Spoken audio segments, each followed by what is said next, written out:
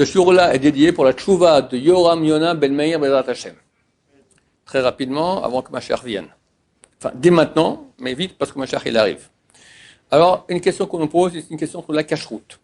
La cacheroute n'a-t-elle qu'une affaire de composition ou d'abattage? Par exemple, c'est que la Torah est très sévère à la tromperie dans le commerce. Quand on voit que les emballages sont extrêmement trompeurs, photos des plats embellis, contenu d'ingrédients nocifs illisibles, fond de boîte arrondi pour tromper sur l'impression de quantité, et pourtant ces produits reçoivent un tampon de cacheroute. Les produits sont peut-être cachers, mais les producteurs n'agissent pas selon la Torah. Sans parler des ingrédients très nocifs pour la santé qui peuvent composer ces produits qui reçoivent des tampons de cacheroute. Ok, question intéressante. Il faut comprendre que l'organisme cacheroute, ce n'est pas le gendarme du monde. Il ne veut pas s'occuper qu'il y ait du bien partout. Comme son l'indique, il s'occupe de la cacheroute. Cacheroute, c'est cachère, pas cachère. Au niveau de l'aliment, est-ce qu'il est mangeable par la Torah ou pas? Ça serait très très bien, c'est une très bonne idée, je ne sais pas comment ça pourrait se faire une chose pareille, mais ça serait très très bien qu'il y ait, comme il y a une cacheroute, un rabbinat pour la cacheroute, il y a un rabbinat pour l'honnêteté. Et on mettrait un tampon H avec signature du Badat, autre chose, ou du rabbinat qui dit, voilà, honnête.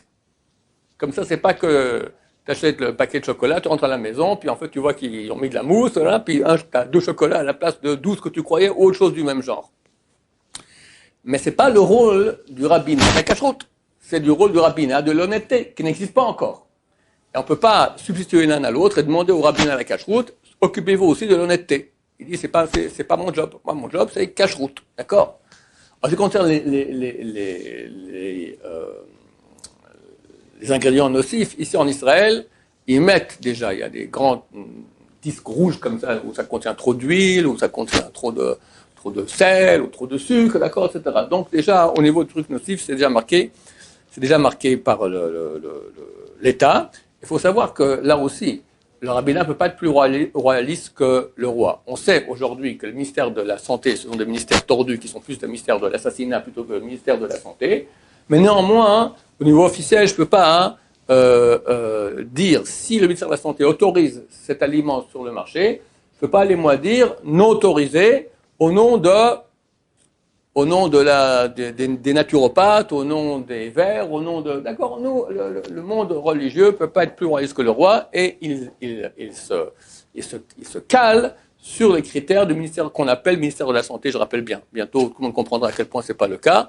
Mais en attendant, on ne peut pas être plus royaliste qu'eux, donc on est obligé de se caler sur leur définition à eux. Qu'est-ce qu'il y a ici encore? Voilà, donc l'honnêteté, ce qui est mauvais pour la santé. Pour l'honnêteté, je vous dirais, une fois qu'on a acheté le paquet de chocolat puis qu'on voit qu'on s'est fait avoir, il ne faut plus le racheter, c'est tout. Vous verrez que très souvent, les gens vont racheter. Ils savent très bien, c'est bon quand même.